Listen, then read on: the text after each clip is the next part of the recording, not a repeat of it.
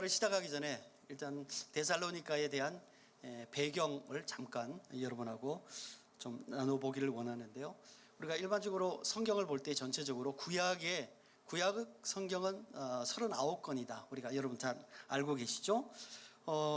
우리가 잘 알고 있는 창세기로부터 시작해서 그걸 모세 오경이라고 합니다. 앞에 5권을. 그 다음 여호수아로부터 시작되는 성경을 우리가 역사서 이렇게 얘기를 합니다. 이스라엘의 역사에 관한 얘기를 쭉 기록해 놓았다 하는 거죠. 그 다음에 이제 욥기로부터 시작되는 시가서 있습니다. 그래서 여러 가지 이제 시편이라든지 잠언이라든지 전도서라든지 이런 이제 시가서가 있습니다. 그리고 이사야로부터 시작되는 이제 선지서가 있습니다. 그런데 구약 성경에서 가장 많은 성경이 선지서예요.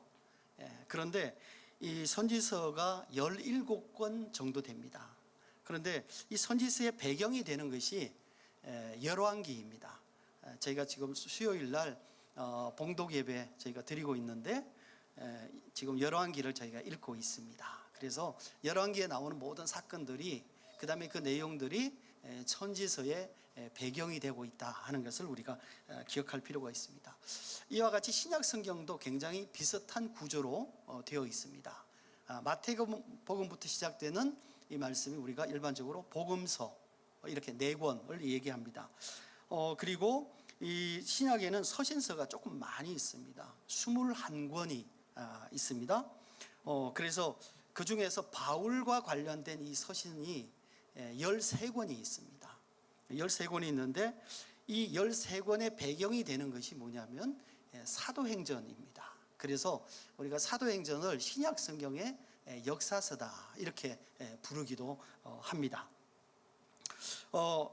이 사도행전은요, 첫 번째 앞에 부분은 예수님이 성천하신 후에 제자들에 의해서 교회가 어떻게 형성되어져 갔는가, 그래서 초대 교회에 관한 역사를 쭉 설명하고 있어요. 그 다음에 이제 바울이 회심하고 난 이후에 바울에 의해서 진행된 3번의 전도 여행이 이제 그 나머지의 내용들을 대부분 차지하고 있습니다. 오늘부터 저희가 강의할 데살로니가는 그 중에서 2번째 전도 여행, 2차 전도 여행에 관련된 내용입니다. 2차 전도 여행은 2차 전도 여행은 마게도냐에 있는 5개의 도시에서 교회를 개척하는 교회 개척에 관한 내용이에요. 그래서 그리고 이 데살로니가는 그 중에서 2차 전도 여행에서 개척한 한 교회에 관한 얘기가 되겠습니다. 사도 바울이 1차 전도 여행을 마치고 나서 예루살렘에서 회의가 있었어요.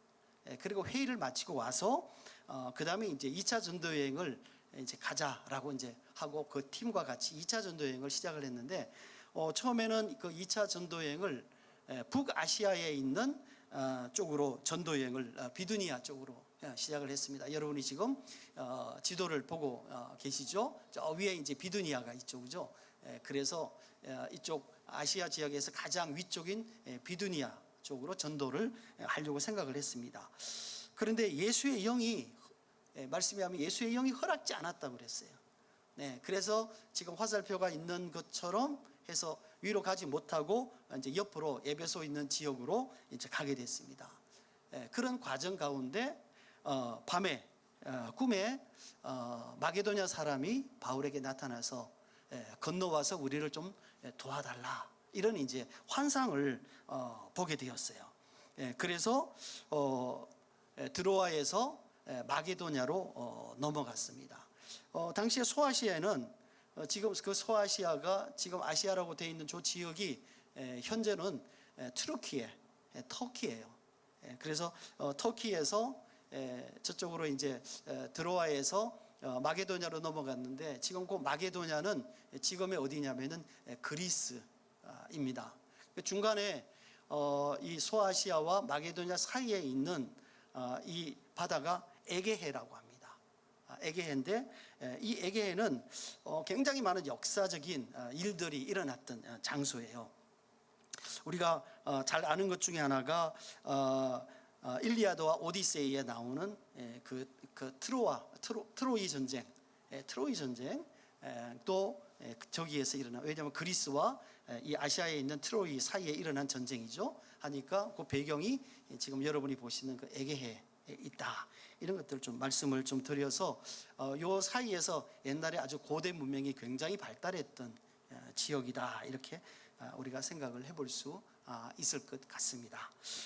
바울이 개척한 마게도냐에 있는 5개 교회는 처음에 갔던 빌립보 교회, 그 다음에 이제 오늘 저희가 같이 얘기할 데살로니가 교회, 그 다음에 베레아 교회, 그 다음에 아덴이라고 있습니다. 아덴은 요새 이름으로는 아테네, 그리스의 아테네입니다. 그리고 나서 마지막 교회는 우리가 잘 알고 있는 고린도 교회. 이렇게 이 5개 교회를 사도 바울이 2차 전도 여행에서 개척을 했습니다. 이 5개 도시가 갖고 있는 공통점은 뭐냐면은 대부분이 항구에 인접해져 있는 도시들이에요. 항구에 인접해져 있다는 얘기는 뭐냐면은 상당히 접근이 용이하다 하는 것이죠. 두 번째는 굉장히 다양한 문화와 종교를 잘 받아들이는 그런 아주 개방적인 성격을 가지고 있는 도시다 하는 것들을 우리가 생각을 해볼 수가 있을 것 같습니다. 바울의 일행이 마게도냐의 첫 성인 빌립보에 처음에 이제 들어가서 그곳에서 전도 활동을 열심히 하다가 유대인들에 의해서 쫓겨납니다. 그리고 머지않은 곳에 있는 데살로니가 교회로 이동을 하게 됩니다. 우리가 사도행전 17장 1절에서부터 4절까지 본문을 보면 바울과 실라가 데살로니가 교회에 가서 3주간에 걸쳐서 그들에게 복음을 전했다, 이렇게 되어 있습니다. 유대인 회당에 가서 복음을 전했습니다. 그 당시 이 데살로니가 교회는요, 데살로니가라는 이 도시는 상당히 큰 도시였어요. 그래서 마게도냐에 있는 그 주도였어요. 그러니까 우리나라로 치면은 도청 소재지 같은 이제 그런 도시죠. 상당히 큰 도시고 거기에는 유대인들이 많이 살았습니다. 그래서 문헌에 가면 그 도시에 유대인들이 있는 그 회당이 5개나 있었다 하고 얘기를 하고 있습니다. 그 말은 뭐냐면은 유대인들이 많이 살았고 또 회당이 많이 있으니까 또 그 중에서 유대교에 관심이 있는 헬라인들도 그 제사에, 그 예배에 많이 참여를 이제 하게 되었습니다. 그래서 그 회당에 많이 나오는 그 헬라인들이 바울의 전도, 바울의 설교를 듣고 복음을 받아들이게 돼요. 근데 그 중에서 특별히 그 데살로니가 교회는 사회적으로 직위가 높은 분들, 또 상당히 직위가 높은 분들의 여성분들이 복음을 많이 받아들였어요. 그러니까 유대인들이 생각하기에 전혀 뜻하지 않는 상황이 이제 발생하게 된 거죠. 그랬더니 이제 유대인들이 상당히 그 바울 일행의 그 전도에 대해서 빌립보 교회처럼 또 상당히 시샘을 하게 됩니다. 그래서 유대인들의 방해로 밤에 도망가듯이 이제 베레아로 다시 이제 도망을 가게 되는 그런 상황을 이제 갖게 되는 거죠. 그런데 그 바울의 일행이 데살로니가 있을 때에 거기에 있는 유대인들이 바울의 일행 실라와 바울을 향해서 뭐라고 그랬냐면, 저 사람들은 천하를 어지럽히는 사람들이다, 이렇게 얘기를 하고 있어요. 이 천하를 어지럽히는 이 말은 어떻게 보면은 우리 그리스도인들의 어떤 그 정체성과 같은 그런 얘기로 회자되고 있습니다. 세상을 어지럽힌다는 의미는 어떻게 보면은 우리 믿음의 선배들이 그만큼 영향력이 굉장히 컸다 하는 것을 우리가 생각해 볼 수 있을 것 같습니다. 어떤 분은 이 천하를 어지럽힌다 하는 이 말을 영어적 표현으로 upside down 이렇게 표현을 했어요. 올렸다가 옆으로 했다가 그 다음에 이렇게 내려앉게 만드는 거죠. 그러니까 어떻게 되겠습니까? 앞에 있다가 뒤집혀지는 거죠. 천하가 뒤집혀지는 그런 영향력을 가졌다, 이런 의미로 사용되는데 영어적 표현이 잘 맞는지는 모르겠지만 제가 생각할 때 의미상으로는 참 잘 맞다라는 생각을 해보게 됩니다. 그런데 그런 것과 또 비례해서 지금 우리의 모습을 생각해 보면 참 그런 영향력을 가졌던 우리의 믿음의 선배들의 모습과는 참 다른 모습을 우리가 가지고 있어서 참 마음이 좀 불편한 그런 상황이 됩니다.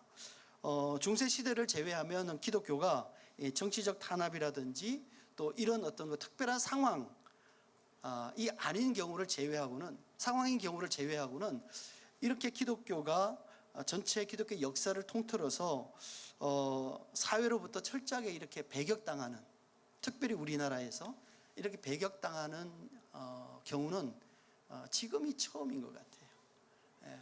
그래서 참 이런 것들을 우리가 좀 뼈아프게 생각하고 우리 교회가 또 그리스도인들이 참 이런 것들을 어떻게 좀 우리가 자체적으로 교회가 또 우리 성도들이 개혁되어져야 될까, 그러니까 이런 고민을 이런 좀 고민 좀 우리에게 좀 필요하지 않을까, 그런 생각을 또 해보게 됩니다. 데살로니가에서 쫓겨난 바울의 일행은 옆에 있는 도시 베레아로 가서 데살로니가 교인들을 좀 위로하고 그들의 영적인 상태가 좀 어떤지를 알아보기 위해서 바울의 제자인 디모데를 그 데살로니가 교회로 파송을 합니다. 그런데 그 파송을 하고 난 다음에 디모데가 이제 그곳에 가서 여러 가지 상황을 알아보고 와서 그 다음에 그 내용을 이제 바울에게 전하고 나서 바울이 데살로니가 교인들을 좀 위로하고 또 그들이 가지고 있는 신앙에 대한, 왜냐하면은 3주밖에 복음을 전하지 못했어요. 그러니까 충분하게 복음의 얘기를 다 들은 것이 아니잖아요. 그러니까 그들이 갖고 있는 복음에 대한 여러 가지 이제 의문들, 이런 것들을 해소하기 위해서 이 서신을 하나 쓰는데, 이 서신이 바로 오늘부터 저희가 강의할 이 데살로니가다 하는 것을 말씀을 드리고 싶습니다. 그리고 이 데살로니가는요, 바울이 쓴 13개의 서신 중에서 가장 먼저 쓰여진 첫 번째 서신으로도 알려지고 있습니다. 제가 이 데살로니가 교회를 강의하려고 이제 제가 묵상하면서 이런 생각이 들었습니다. 지난 올해 2025년 송구영신 예배, 여러분이 기억하실 것입니다. 그때 올해 우리 하나됨과 나눔의 교회가 어떤 방향을 가졌으면 좋겠는가, 이런 말씀을 드리면서 혹시 기억나십니까? 우리가 청년의 정신을 갖자, 이런 말씀을 드렸습니다. 아직 3개월도 안 지났는데 여러분의 기억에도 가물가물하고 또 아마 그런 말이 있었나? 이런 생각을 아마 하실 것 같은 그런 생각이 사실은 듭니다. 청년 정신을 얘기하면서 제가 3가지를 얘기했습니다. 하나는 정말 청년의 열정을 갖자, 두 번째는 청년의 도전의식을 갖자, 세 번째 청년처럼 우리가 배움을 좀 열심히 하자. 이 3가지를 생각을 했는데 제가 이 데살로니가 교회를 묵상하면서 이 데살로니가 교회가 그런 것 같아요. 정말 그런 그 청년의 열정을 가지고 있는, 그리고 정말 신앙을 좀 열심히 배워보려는 그런 마음들, 그런 겸손함들을 데살로니가 교회가 갖고 있지 않는가. 그리고 내가 갖고 있는 어떤 신앙적인 문제에 대해서 그 문제를 좀 어떻게 신앙적으로 성경적으로 좀 잘 해결하려고 노력하는, 이 챌린지하는 그런 교회 모습이 이 데살로니가 교회더라고요. 그래서 제가 이 데살로니가 교회를 묵상하면서 새롭게 우리가 다시 이 청년 정신을 한번 더 다시 한번 생각해 보자. 그래서 오늘 제목을 뭐라 그랬습니까? 청년 교회 데살로니가, 이렇게 제목을 붙였습니다.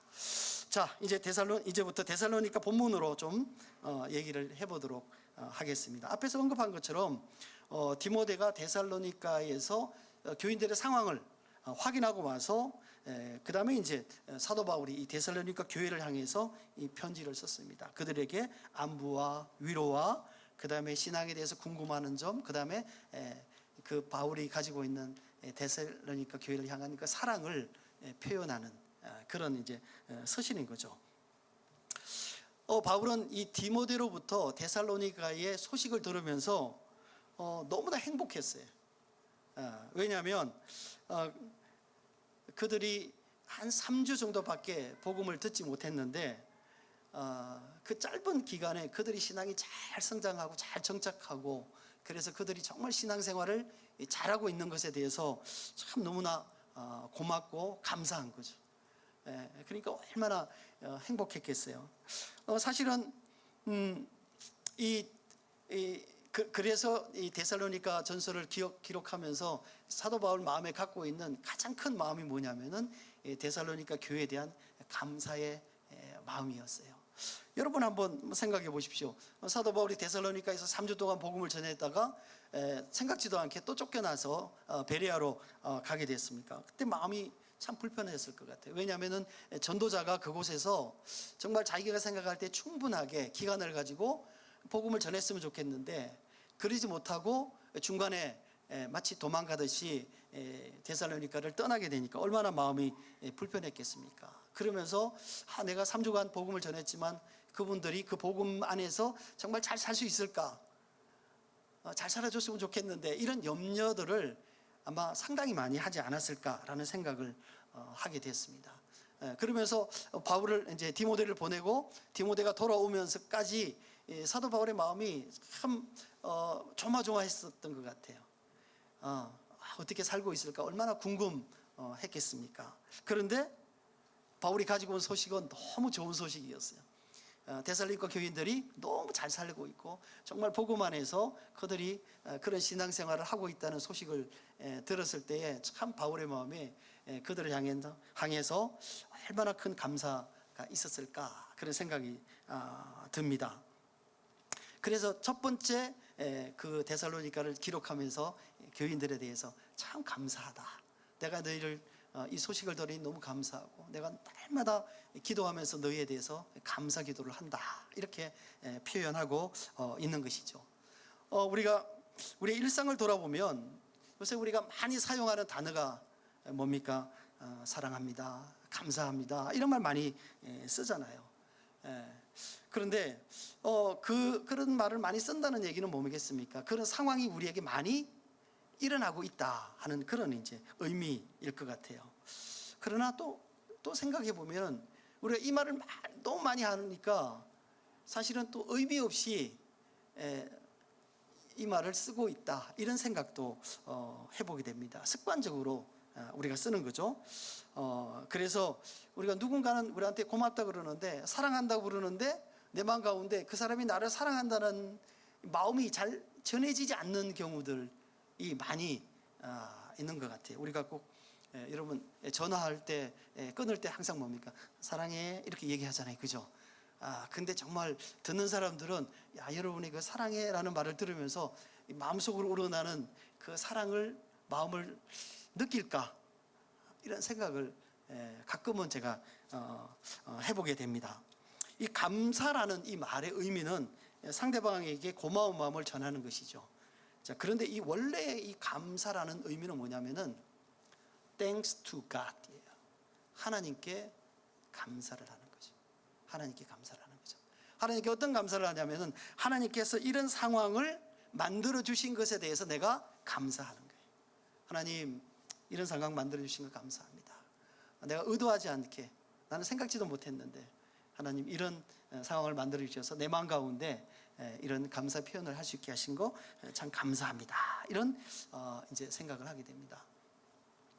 사실은 우리가 생각해 볼 때 내 안에 어떤 누군가에 대해서 감사의 마음을 갖고 있다는 것은 얼마나 행복한 일이에요. 그렇지 않습니까? 그러나 이 감사는요, 동일한 조건 가운데서도 누군가는 감사하고 누군가는 불평한다는 거예요. 이게 다른 것 같아요. 그래서 우리가 감사라는 것은 환경이나 조건의 문제가 아니라 그 사람이 가지고 있는 태도, 그 사람이 가지고 있는 마음의 문제다 하는 것들을 우리가 생각해 볼 수 있는 것이에요. 제가 살아가면서 참 불편한 경우가 뭐냐면은 불평을 많이 하는 사람들이 감사하지 않는 거죠. 그래서 불평하고 어떻게 보면은 문제가 될 것 같지도 않는 이 사소한 시비거리들을 가지고 시비하고 따지고 이런 경우들을 많이 보게 됩니다. 여러분, 제가 단언컨대 우리가 그런 사람들을 정말 멀리해야 됩니다. 왜냐하면 제가 이 부정적인 이런 상황이나 말은요, 상당히 영향력이 큽니다. 예, 영향력이 큽니다. 그래서 저도 제가 자녀를 키우는 부모 입장에서 또 회사에서 제가 지금은 뭐 회사를 안 다니지만 회사에서 제가 경영자로 있을 때도 그렇고 제가 학교에서 교수로 있을 때도 또 그렇고 돌아보면 자기 환경에 대해서 감사하지 않는 사람이 너무 많은 것 같아요. 제가 볼 때는 정말 좋은 환경이고 정말 감사하고도 남을 만한 환경임에도 불구하고 그러지 못한 사람들이 참 많은 거예요. 그런 분들을 보게 될 때는 마음이 굉장히 불편한 거죠. 불편한 거죠. 그러니까 이런 분들의 일반적인 태도는 뭐냐면은 자기에게는 굉장히 관대하고 다른 사람에게는 상당히 비판적이라는 거예요. 그러니까 이런 분들과 계속 교류를 하게 되면 우리 마음 가운데 어떤 생각들이 많이 들겠습니까? 감사보다는 비판적인 생각들이, 감사보다는 불평의 생각들이 사실은 많이 생긴다는 거죠. 우리가 데살로니가전서 5장 18절에 보니까 이렇게 되어 있습니다. 범사에 감사하라 이렇게 되어 있습니다. 여러분, 범사라는 것은 뭐냐면은 우리가 무시할 수 있는 그런 상황들이에요. 그냥 아무 생각 없이 그냥 지나가는 그런 상황에서도 감사하라 그랬습니다. 그러니까 그 말의 의미는 뭐냐면은 그런 상황들, 우리가 그냥 지나갈 수 있는 그런 상황들도 하나님께서 주관자이시고 하나님께서 그 상황을 만들어 주시는 분이라는 사실이에요. 그래서 우리가 감사해야 된다는 거예요. 왜? 그 상황의 주인이 누구시기 때문에? 하나님이시기 때문에. 하나님이시기 때문에. 그래서 우리가 지나는 순간순간마다 그냥 아무 의식 없이 아무 생각 없이 지나는 것은 어떻게 보면은 우리가 감사를 잊고 사는 삶이다 하는 것들을 우리가 생각해 볼 수 있을 것 같습니다. 이 사도 바울이 데살로니가 교회를 향해서 감사하는데 세 가지 조건으로 감사를 하고 있어요. 첫 번째가 감사의 조건이 뭐냐면 그들의 믿음에 관해서 감사를 하고 있습니다. 믿음의 역사, 내가 감사하는데 첫 번째 믿음의 역사라고 얘기하고 있어요. 이 역사라는 말은 원어로는 에르구라는 말이에요. 우리가 역사 그러니까 이건 히스토리라고 생각하는데 그렇지는 않고요. 에르구라는 말인데 이 말은 뭐냐면은 믿음이 행동을 불러일으키는 원동력이다 이런 의미를 가지고 있습니다. 믿음의 역사라는 것은 믿음이 어떤 행동을 불러일으키는 어떤 원동력이다 하는 이런 의미를 가지고 있습니다. 믿음을 갖는다는 것은 어떤 교리에 대한 지적인 내용을 알고 있다라고 우리가 생각합니다. 그런데 물론 그것이 굉장히 중요해요. 우리가 믿음을 갖는다는 것은 예수 그리스도에 대해서, 성경에 대해서, 하나님에 대해서 어떤 지식을 갖는다는 거죠. 그래서 굉장히 중요합니다. 그러나 믿는다는 것은 다른 측면으로 생각해 보면은 하나님의 생명이 우리의 믿음을 통해서 내 안에 들어오시는 거예요. 하나님의 생명이 내 안에 들어오는 거예요. 그러면 나는 하나님의 생명을 소유한 자가 되는 겁니다. 여러분, 이 하나님의 생명을 소유했다는 것은 어떤 의미냐면은 생명이 있는 존재는요 절대로 가만히 있지 않아요. 여러분, 생명이 있는 존재는요 성장하고, 왜 성장하냐면 내 안에 뭐가 있기 때문에, 이 다이나믹스가 있기 때문에 성장하는 거예요. 그러니까 이 생명이 있는 존재는요 이 다이나믹스가 있어요. 생명이 있는 존재는요 절대로 그냥 있지 않아요. 예수님께서 하나님 나라에 대한 비유를 여러 가지로 하시는데 그 중에 우리가 보면 예수님께서 이 비유로 이 생명에 관한 비유를 하고 계시는 것들을 우리가 볼 수 있습니다. 왜냐하면 하나님의 나라는 생명이기 때문에 그래요. 하나님의 나라는 생명이에요. 생명은 언제나 뭐가 있느냐면은 그 생명을 통해서 일어나는 결과가 있어요. 생명을 통해서 생성되는 열매가 있어요. 그러니까 생명은 언제나 그 활동을 통해서 결과를 만들어낸다는 거죠. 우리가 생명을 갖는다는 것은 결국은 뭐냐면은 한 어머니로부터 우리가 생명을 가져서 그 생명이 어떻게 됩니까?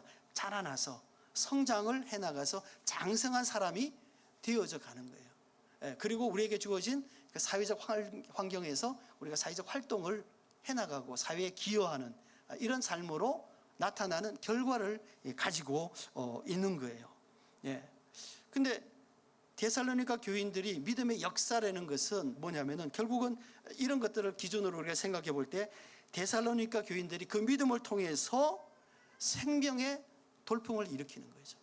생명의 다이나믹스를 일으켜 나가는 거다. 이렇게 우리가 생각해 볼 수 있을 것 같습니다. 우리가 교회에서 생명의 역사는 뭐겠습니까? 곧 전도죠. 다른 생명을 구하는 거예요. 다른 생명에게 내가 갖고 있는 생명을 다른 사람에게 나누어 주는 거예요. 요한일서 1장 1절에서부터 4절까지 보면 그 내용을 정확하게 기록하고 있어요. 내가 하나님과 사귐이 있는 것처럼 또 내가 너희들과 함께 사귐이 있기를 원한다라는 거예요. 하나님과 사귐이 있다는 얘기는 뭐겠어요? 하나님과 관계가 있다는 거죠. 그 관계 가운데 뭐가 있는 거예요?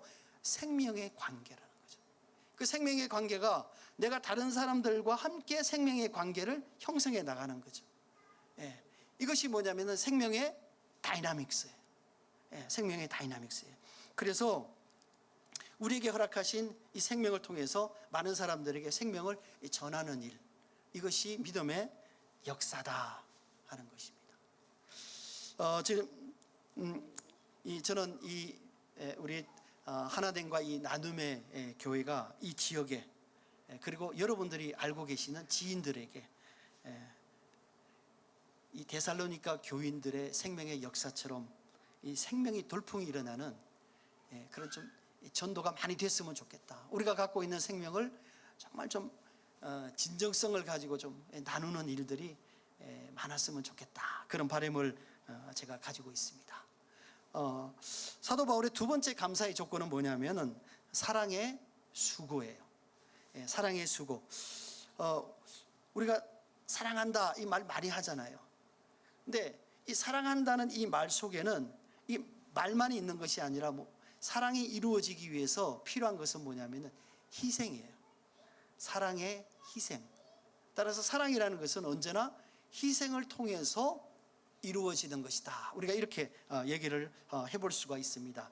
이 수고라는 말은 원어적으로는 코프라고 얘기를 합니다. 이 코프라는 말은 자르다, 채찍질하다 이런 의미예요.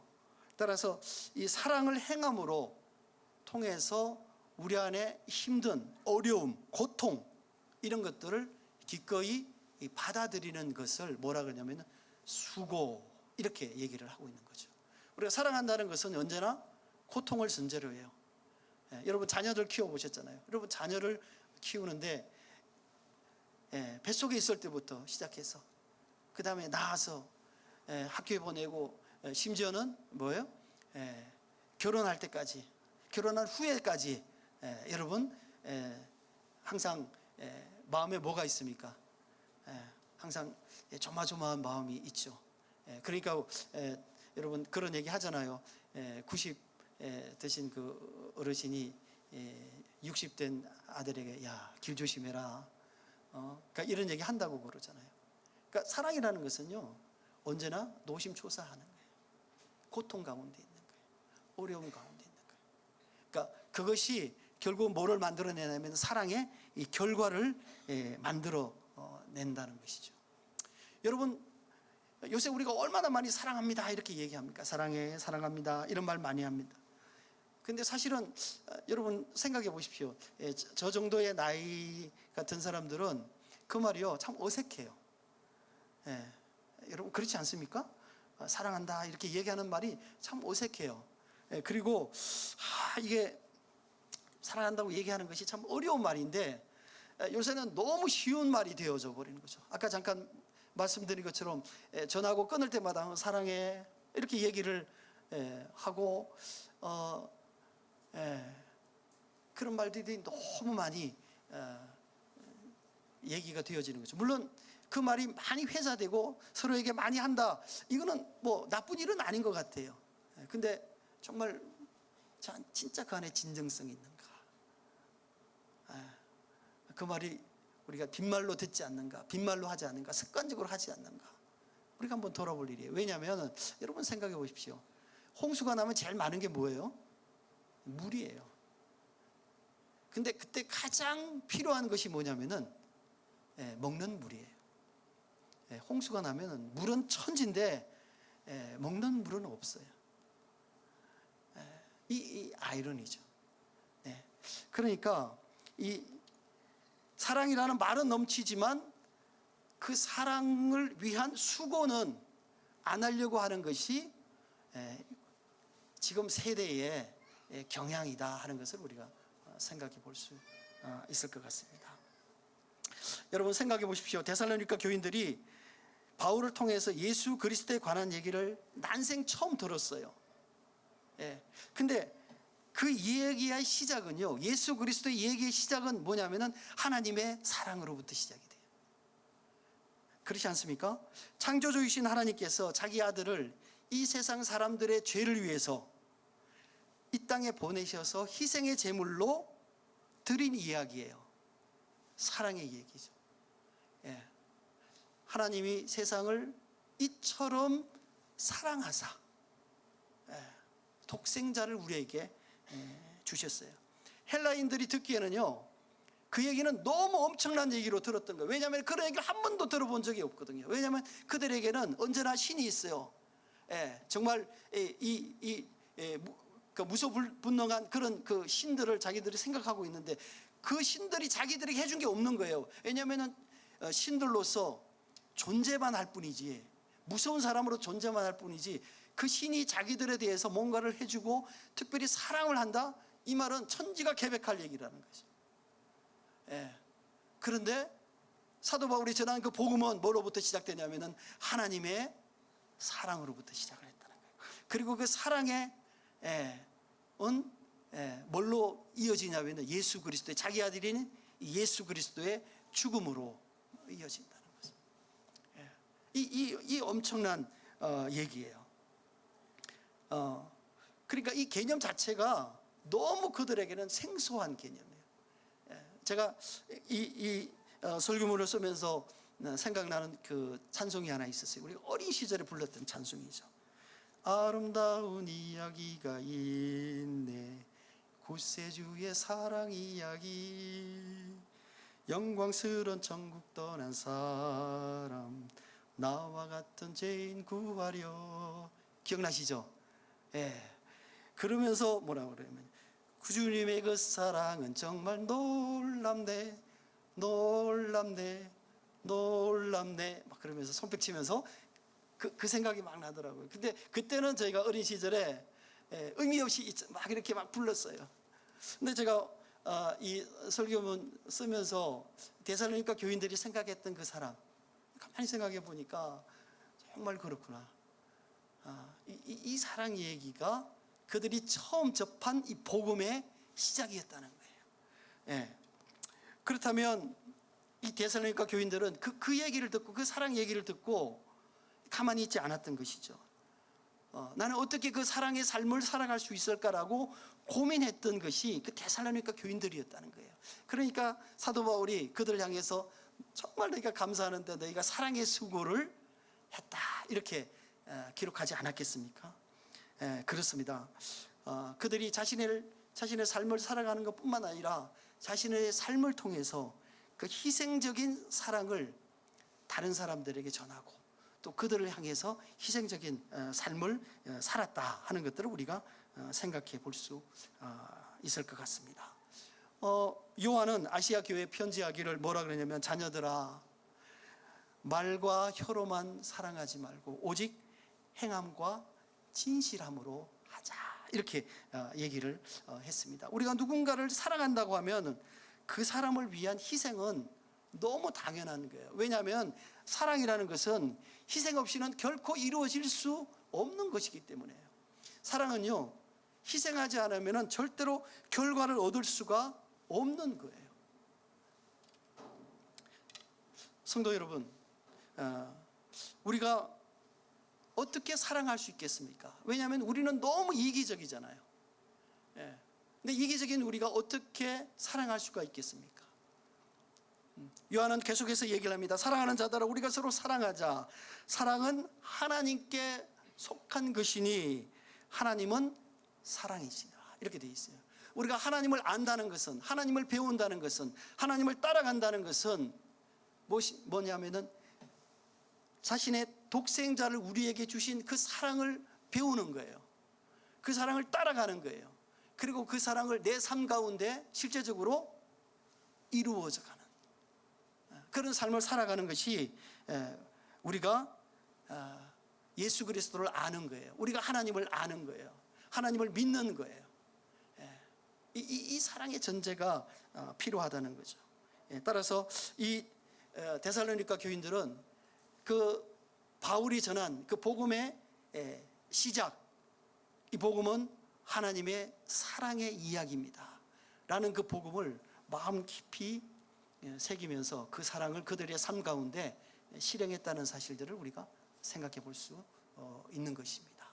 세 번째, 사도 바울이 데살로니가 교회를 향해서 했던 세 번째 감사는 뭐냐면은 소망의 인내라고 얘기가 되어 있습니다.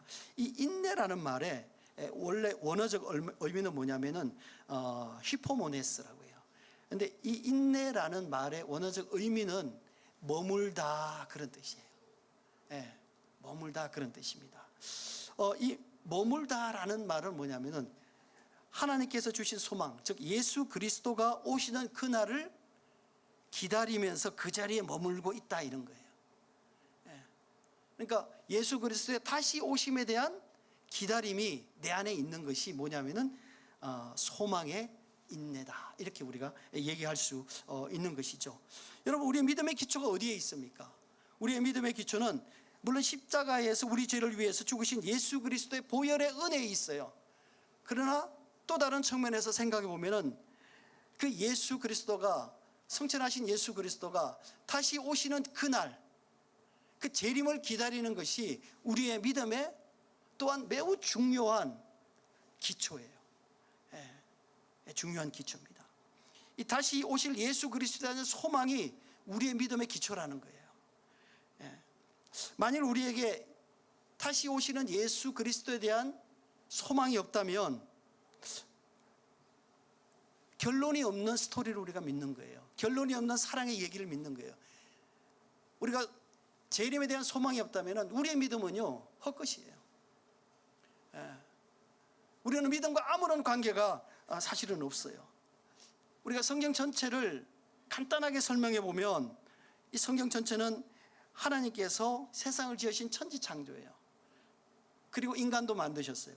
그리고 그러나 하나님께서 만드신 그 인간이 자기를 만든 하나님을 배반하는 것이 타락인 거죠. 죄를 지은 것이죠.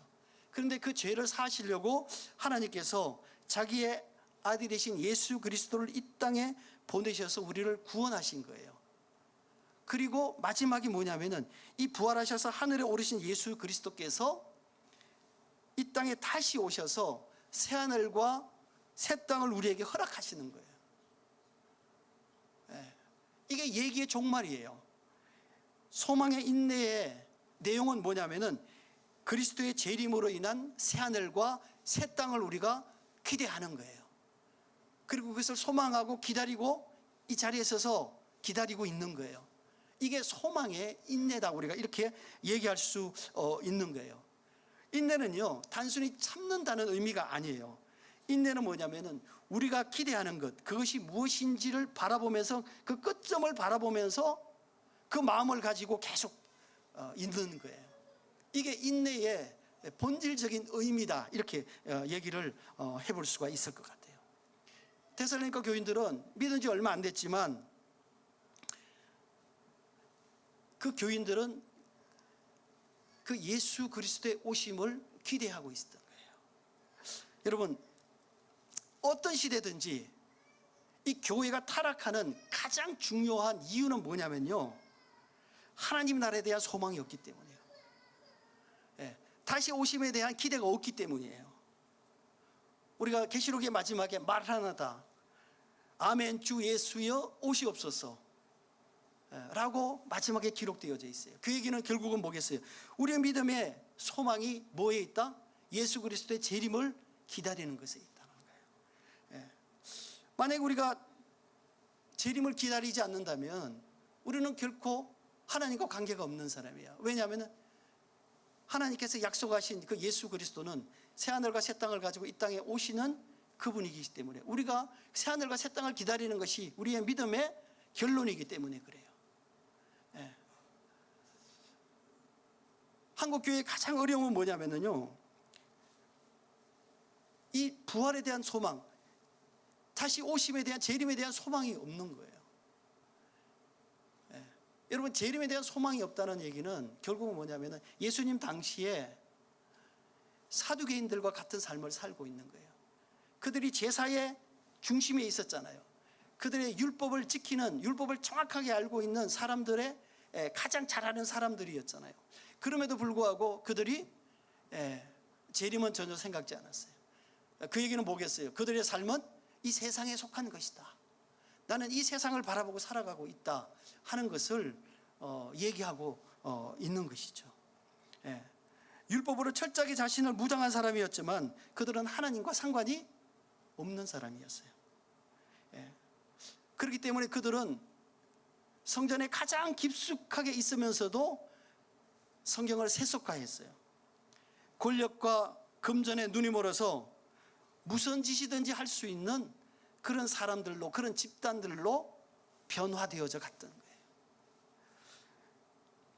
사랑하는 성도 여러분,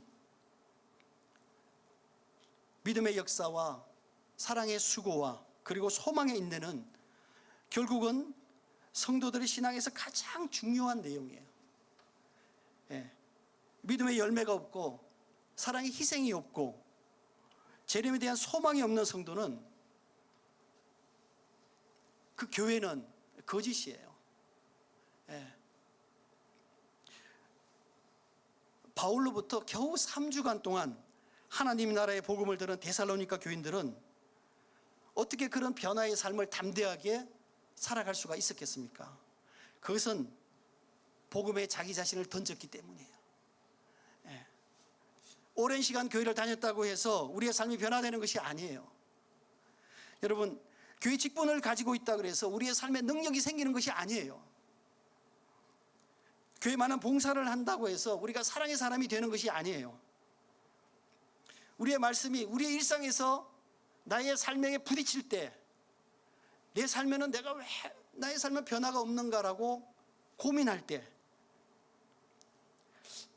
생각해보니 내 삶 가운데 정말 하나님의 사랑이 없구나, 그것을 깨닫고 좌절할 때, 그래서 내 안에 정말 성령의 능력과 은혜를 구하는 그런 기도를 몸부림치게 하게 될 때에, 이때 우리의 삶이 변화되는 거예요. 이때 우리 안에 믿음이 생기는 거예요. 사랑의 수고가 생기는 거예요. 소망에 대한 인내가 생겨나는 거예요. 이 모습이 바로 겨우 3주 된 데살로니가 교회의 모습이었던 것이에요. 우리가 앞으로 이 교회를 배워가기를 원합니다. 사랑하는 성도 여러분, 바라기는 이 청년 교회, 이 데살로니가의 이 교회의 변화가 하나됨과 나눔의 교회에, 그리고 또 저와 또 여러분의 삶 가운데 능력으로 임하시기를 축원합니다. 우리가